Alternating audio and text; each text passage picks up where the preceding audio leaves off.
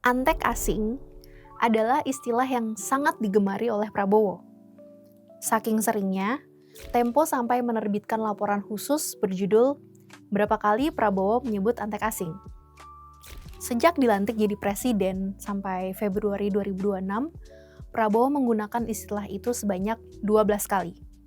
Sebagian besar label antek asing itu ditempelkan kepada pengkritik pemerintah, terutama demonstrasi yang memprotes kebijakan negara.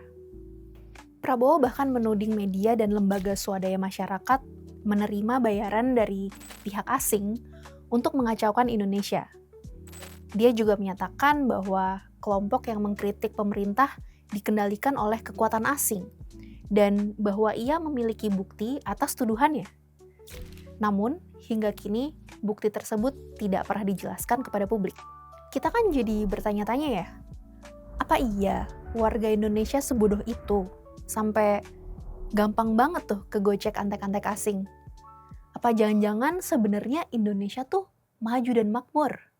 Jangan-jangan pemerintah Indonesia tuh sebenarnya keren dan idaman umat manusia, tapi terkesan jelek gara-gara framing antek-antek asing. Kalian mikir gitu gak sih? Apa gue doang ya yang mikir gitu? Di video kali ini kita bakal bahas kenapa narasi antek asing ini awet banget dan apa itu yang sebenarnya dimaksud ketika kita bicara antek-antek asing. Yuk, cus!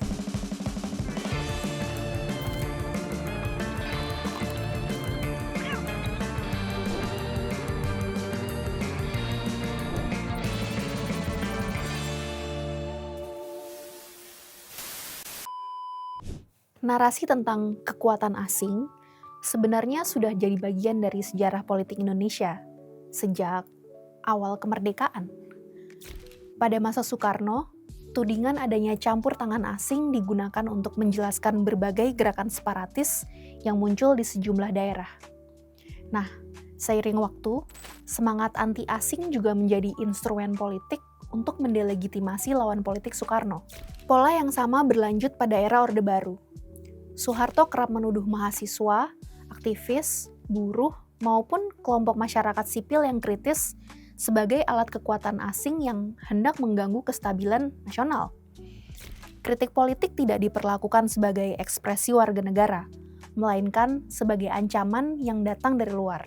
Di era digital hari ini, hal serupa juga terjadi dan bahkan menggunakan manipulasi informasi yang lebih canggih. Salah satu contoh paling nyata adalah tuduhan bahwa demonstrasi besar pada Agustus 2025 lalu didalangi Amerika Serikat dan George Soros.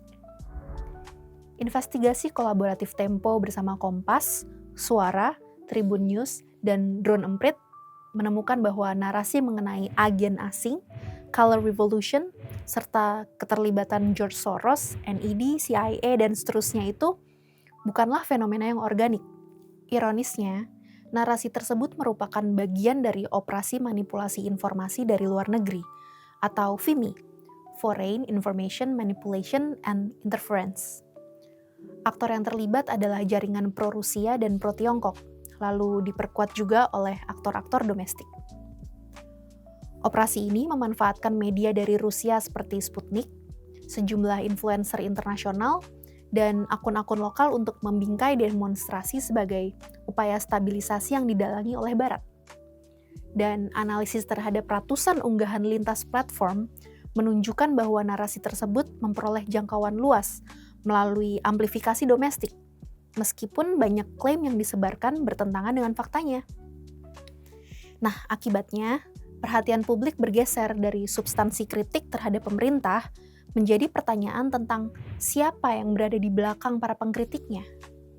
Sulit dipungkiri memang bahwa kata asing memiliki konotasi negatif dalam memori kolektif bangsa Indonesia. Ketika mendengar istilah pengaruh asing, budaya asing, atau antek asing, yang muncul di kepala kita seringkali adalah bayangan penjajah, ancaman, dan pihak yang tidak menginginkan Indonesia maju. Cara berpikir ini bukan muncul begitu saja. Ia merupakan hasil dari proses sejarah yang panjang, lalu diperkuat oleh pendidikan formal dan berbagai narasi politik yang terus direproduksi. Akibatnya, kita jadi jarang bertanya, Siapa yang sebenarnya yang dimaksud dengan antek asing? Nah, dari pidato-pidato Prabowo, setidaknya ada dua karakteristik yang dapat dikenali.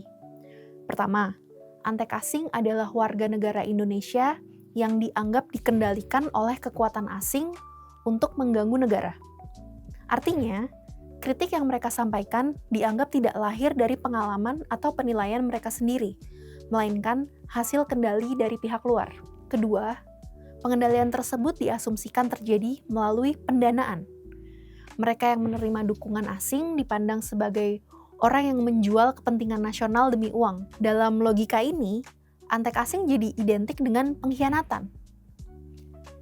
Nah, masalahnya, asumsi ini menihilkan agensi warga negara. Seolah-olah gak mungkin tuh rakyat Indonesia punya alasan buat demo. Gak mungkin rakyat turun ke jalan membawa slogan Indonesia gelap atau Indonesia bangkrut.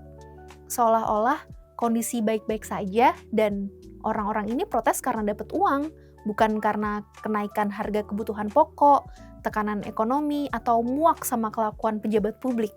Nah, ini tuh pola berpikir yang ngaco banget. Narasi antek asing mengajak kita untuk curiga sebelum berpikir. Ia mendorong kita mencari dalang di balik kritik dan gak mendengarkan isi kritik itu sendiri. Padahal, hubungan dengan pihak asing bukan sesuatu yang secara otomatis bermasalah loh. Pemerintah Indonesia sendiri menjalin kerjasama ekonomi, politik, dan pembangunan dengan berbagai negara.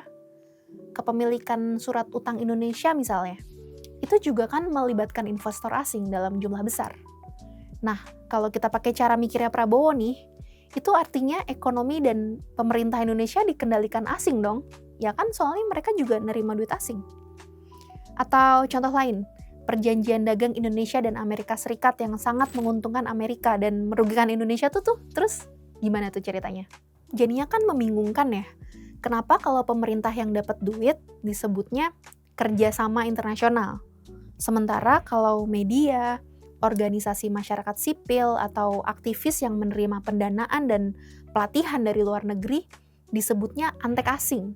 Padahal duit yang diterima pemerintah tuh jauh lebih besar dan isunya jauh lebih strategis.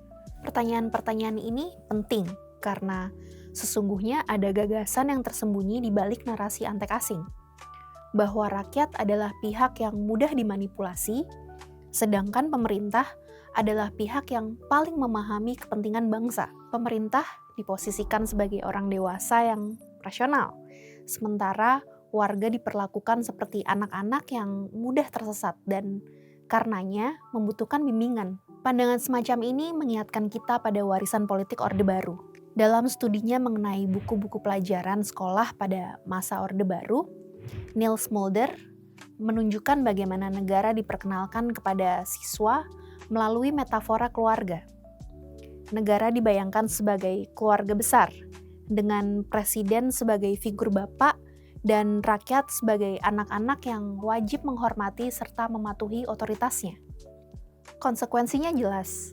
Jika negara adalah keluarga, maka kritik terhadap pemerintah mudah dipahami sebagai tindakan tidak sopan, bahkan sebuah pembangkangan moral. Dalam kerangka seperti itu, demonstrasi bukan lagi ekspresi politik warga negara, melainkan perilaku anak yang melawan orang tua. Dalam konteks ini, perilaku protes yang kurang ajar itu dianggap sebagai pengaruh lingkungan yang asing. Nah, karena itu, ketika demonstrasi atau kritik publik dilabeli sebagai tindakan antek asing, yang sesungguhnya disangkal tuh bukan hanya isi kritik tersebut. Yang disangkal adalah kemampuan warga untuk memahami dan menilai realitas yang mereka alami sendiri. Seolah-olah kesulitan ekonomi, kenaikan harga kebutuhan hidup, atau kemarahan terhadap kebijakan negara tidak sungguh-sungguh ada. Semua itu dianggap hasil manipulasi pihak luar. Situasi ekonomi global masih tidak menentu. Nilai tukar rupiah melemah, harga kebutuhan hidup terus meningkat. Sementara pemerintah tampak semakin defensif terhadap kritik. Dalam kondisi seperti ini, kemungkinan demonstrasi akan terus bermunculan. Dengan situasi-situasi nggak mengenakan ini, kita mungkin akan semakin sering mendengar istilah antek asing yang akan digunakan untuk menjelaskan berbagai bentuk ketidakpuasan publik. Label tersebut akan terus dipakai untuk mengalihkan perhatian dari substansi kritik menuju identitas para pengkritiknya. Nah, ketika tuduhan antek asing mulai bertebaran, mungkin pertanyaan yang paling penting yang perlu diajukan bukanlah siapa yang ada di belakang mereka, melainkan apa yang sebenarnya dimaksud dengan antek asing. Sebab, pada saat label dan tuduhan digunakan untuk menggantikan argumentasi, itulah saat nalar kritis paling dibutuhkan. Narasi antek asing perlu dibuat mengalami inflasi, dibongkar terus-menerus hingga kehilangan daya ancamnya. Dengan begitu, ruang publik dapat kembali berfokus pada hal yang lebih penting, yakni apakah kritik yang disampaikan oleh warga ini benar atau salah, bukan pada mitos tentang siapa yang diduga berada di belakangnya.